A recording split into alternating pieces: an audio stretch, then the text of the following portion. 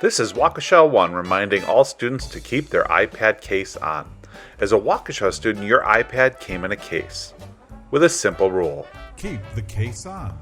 Including your screen protectors. This rule protects your iPad when accidents happen.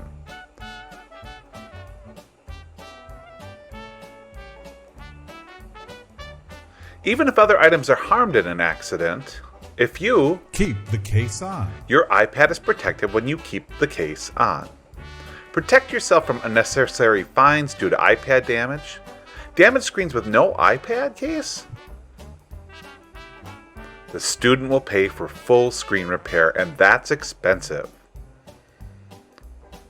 Damaged screens when students leave the case on? keep the case on. Students pay no damage. That's better. Dirt under the case? Don't fix it yourself. Keep the case on. Ask a technology aide in the library for help cleaning the iPad. We believe in you.